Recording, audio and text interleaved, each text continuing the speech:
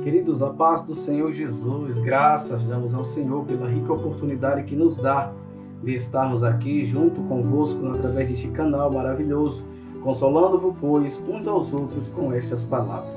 Queremos trazer uma palavra de reflexão para nossas vidas.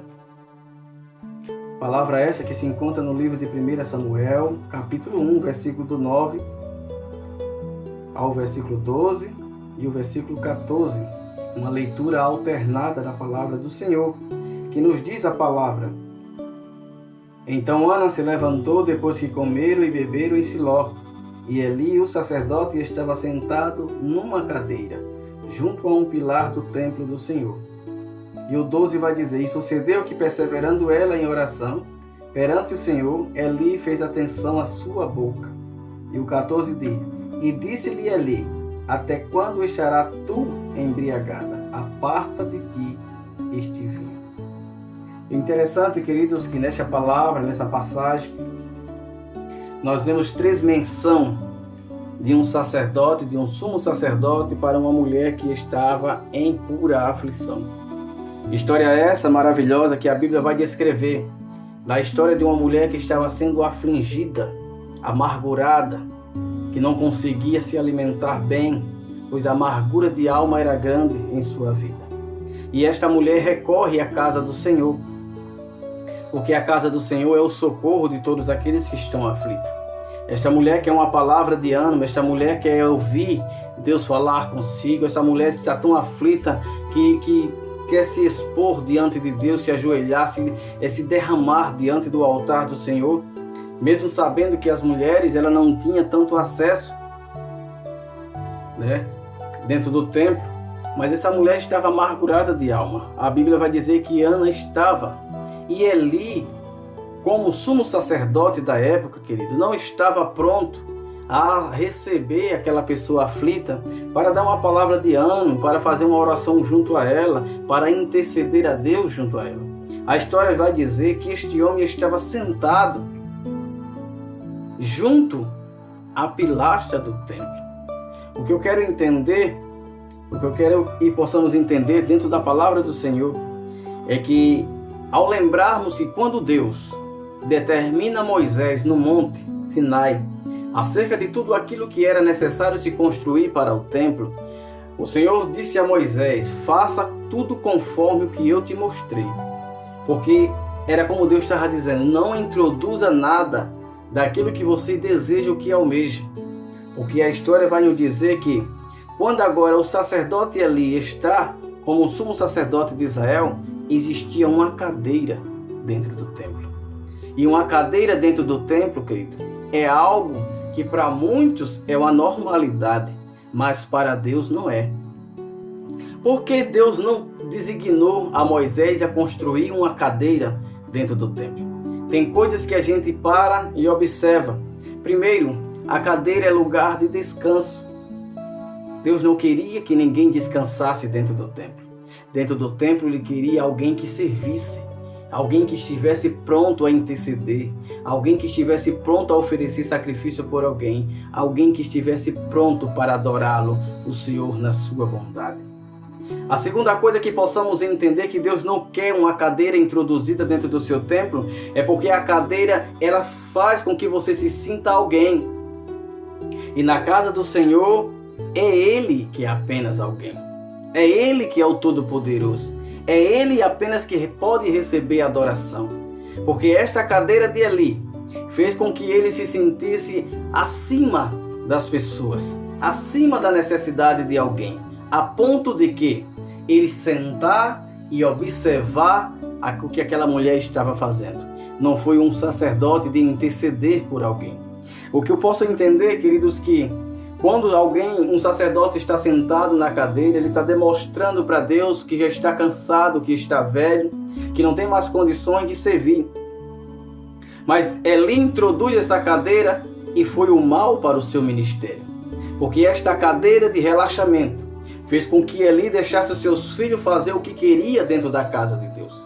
A história vai nos dizer que estes meninos foram crescendo desobedientes a Eli, desobedientes à palavra de Deus. Esses homens se tornar o homem se prostituindo na casa de Deus, se tornar o homem comendo o sacrifício do Senhor antes de ser oferecido ao Senhor, eram chamados pelo Senhor de filhos de Belial. Meus queridos e amados, este homem era juiz de Israel. Este homem era sumo sacerdote de Israel. Esse homem tinha a responsabilidade de deixar uma geração intercessora. Uma geração que intercedesse pelo povo de Israel. Uma geração que cuidasse das viúvas. Uma geração que cuidasse das aflições do povo. Porque eles eram o elo entre as pessoas e Deus. Era eles que estavam prontos para receber as ofertas do povo e oferecer a Deus. Mas a primeira coisa que identifico de errado na vida deste sumo sacerdote é uma cadeira. E esta cadeira eu quero falar um pouco para os nossos dias atuais. Pessoas que recebem uma cadeira dentro da igreja e se sentem mais alguém que as pessoas. Eu sou líder disso. Eu sou dirigente. Eu sou pastor. Eu sou chefe. Eu sou dirigente de ciclo de oração. Eu sou dirigente de senhora. E se enche que é. Porque está sentado na cadeira como Eli. E muitas das vezes a sua família está entregue, muitas das vezes a situações adversas que o mundo está oferecendo. Ele não está cuidando, por quê? Porque toda a preocupação dele é a cadeira. E aonde estava a cadeira de Eli? A cadeira de Eli estava no templo. A cadeira de Eli, ela deveria estar na sua casa. Porque na casa dele, sim, ele poderia botar a cadeira da autoridade, a cadeira da honra, do respeito, a cadeira de dizer assim que tem que fazer, que você queira ou que não, a cadeira da moral, a cadeira da sinceridade. Mas ele não, ele tirou a cadeira de lá certamente de casa e trouxe para a casa de Deus. E há um grande problema dos nossos dias atuais, pessoas que estão fazendo da sua cadeira o seu trono, se achando que é alguém dentro da casa de Deus. Então, quando é introduzida uma pessoa como Ana, aflita, amargurada, essa pessoa está sentada, como dizer assim, o problema é dela, o problema não é meu. A segunda coisa que a gente faz, a gente vê que o sacerdote ali faz com aquela mulher é observar. Ele se senta como dizendo assim, eu sou sacerdote e juiz dessa nação. A segunda coisa que ele faz é observar. É observar como curioso. Observar como é que os outros oram, o que é que os outros falam, o que é que os outros dizem a respeito da sua oração. Não era um sacerdote que estava observando para poder ajudar aquela mulher. Era um sacerdote que estava observando para poder achar algo de defeituoso para poder criticar. Meus queridos e amados do Senhor, muitas das vezes você pode dizer que isso é coisa normal, mas não é. Deus não quer uma cadeira introduzida dentro do seu templo. Eu não quero levar para o lado material, dizer que não tem que ter cadeira dentro da igreja. Eu quero dizer que a cadeira que tem que ter na igreja é a cadeira da adoração, de servir ao Senhor. A cadeira é para você sentar, mas não se sentir alguém maior do que o Senhor dentro do seu templo. Eli se sentia este alguém. Eli já se sentia que tinha condições cabíveis de julgar alguém. Ele não estava ali para julgar alguém. Ele era juiz da nação quando ele observava, quando ele estava na porta da cidade para julgar o povo, conforme as suas situações. Mas dentro do templo ele não era juiz, ele era sumo sacerdote. Dentro do templo ele estaria pronto para receber os aflitos e interceder junto a ele e a Deus, pedindo a Deus graça por sua vida, para que a sua vida possa ser renovada, possa receber a graça de Deus. Mas não foi assim que ele fez. Então, 3 coisas que podemos observar que ele fez. A primeira coisa foi que ele estava sentado, já falamos sobre isso. A segunda coisa é que ele estava observando para poder achar algo de falta na vida da mulher tão aflita para poder criticar. E a terceira coisa que possamos identificar é que tirou conclusões precipitadas. Ele não sabia como é que estava o coração de Ana. Ele não sabia como é que estava a vida de Ana. Ele não conhecia a Ana. Mas ele viu aquela mulher só bater com os lábios. A angústia era tão grande, a história vai nos dizer que ela só batia com os lábios, ela não tinha condições de pronunciar uma palavra. E o que foi que isto ocorreu? Ocorreu que ele, sentado, observando, fez um julgamento acerca da mulher. E quando ele se levanta, ele não se levanta para ajudar a Ana, ele se levanta para trazer um julgamento pronto e dizer a ela: até quando estarás embriagada? Aparta de ti este vinho. Meus queridos, é aí que começamos a analisar o quão perigoso é a cadeira. A cadeira faz a gente se sentir que é alguém na igreja. A cadeira faz a gente se sentir que é mais santo do que os outros e começar a observar o pecado dos outros. A cadeira faz a gente tirar conclusões precipitadas. E em vez de a gente interceder, de ajudar alguém em oração, a gente começa a julgar, a criticar, a dizer que aquela pessoa não presta, aquela pessoa não quer ser santa, aquela pessoa não quer servir a Deus, mas a gente não conhece a vida dele, a vida dela, e tiramos conclusões precipitadas. E eu chego à conclusão que quando a gente introduz uma cadeira dentro do templo do Senhor, 3 coisas vai acontecer na nossa vida. Além dessas coisas que a gente continuou nessa passagem. 3 coisas vai fazer, e foi o que aconteceu na vida de Eli. Ele envelheceu, ele engordou e ele ficou cego. Meus queridos, cadeira dentro do templo do Senhor não serve. Porque o sacerdote, ele tem que estar de pé na casa do Senhor. Estar de pé quer dizer servir ao Senhor. 2 vezes o sacerdote ele entrava, ele ia trocar o óleo, colocar óleo no candelabro, ele ia oferecer o sacrifício da manhã e o sacrifício da tarde, mas eles precisavam estar de pé na casa de Deus. O Senhor não quer ninguém sentado para não se sentir mais alguém, para não se sentir que é melhor, para não se sentir que é o juiz de todas as coisas. Ele era juiz da nação, mas não era juiz da vida de ninguém, íntima de ninguém. Ele não podia julgar pensamento de ninguém, ele não podia criticar ninguém. Ele estava ali como um sacerdote para interceder pelas pessoas aflitas que se chegavam a Deus. O interessante é que Eli, a primeira coisa que ocorreu na cadeira foi que ele engordou. O que quer dizer isso? Pessoas que não trabalham mais na casa de Deus, só é sentado na cadeira. A cadeira fez dele alguém, estava fazendo ele se sentir máximo, que ele certamente ele estava se sentindo a 4ª pessoa da Trindade. Ele acha que na igreja tudo depende dele. Se ele sair, o trabalho fracassa. Se ele não for, ninguém adora. Se ele não cantar, ninguém sente. Se ele não pregar, ninguém ouve uma palavra. Ele é o cara dentro da igreja. Esta é a cadeira que ele está levando para dentro do templo. E a tendência é não trabalhar na obra de Deus e engordar com orgulho. Eli engordou. Quando ele engorda, querido, ele fica com dificuldade de caminhar. Quem engorda da cadeira fica com dificuldade de fazer a obra. Começa a olhar preceito, começa a fazer julgamento, começa a criticar A, B e C, começa a ver as coisas diferentes. Começa a querer contar a história de quando fazia antes para a casa do Senhor. A outra coisa que ocorreu com a vida de Eli foi que a sua idade passou e ele não percebeu.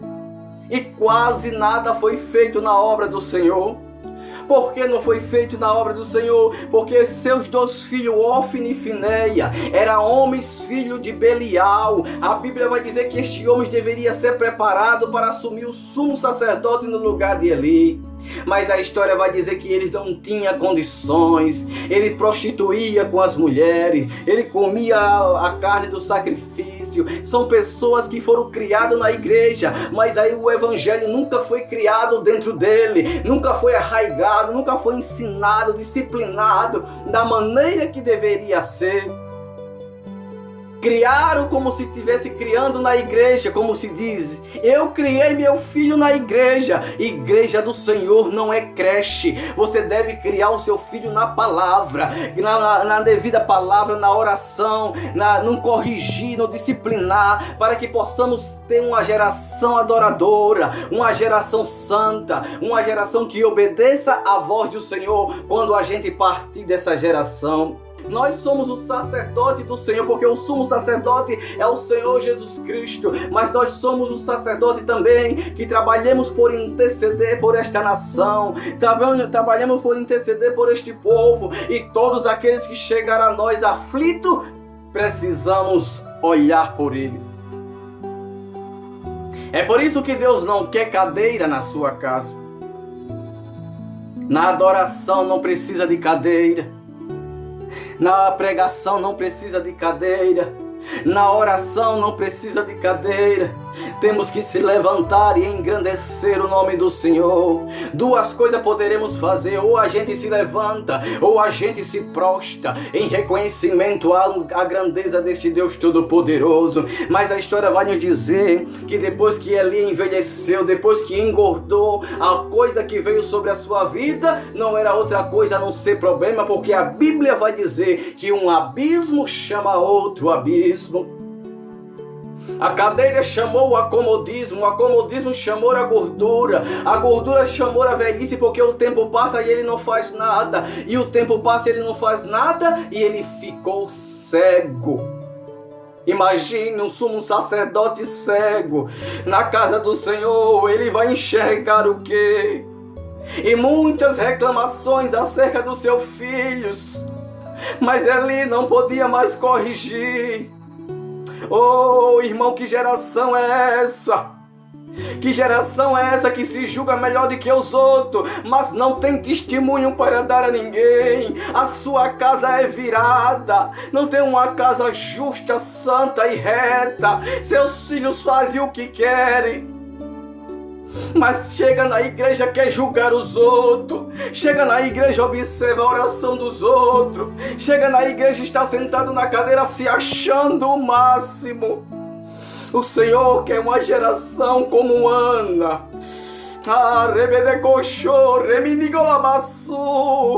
Uma geração que se humilhe, uma geração que se prostre diante de Deus, mesmo sem palavra.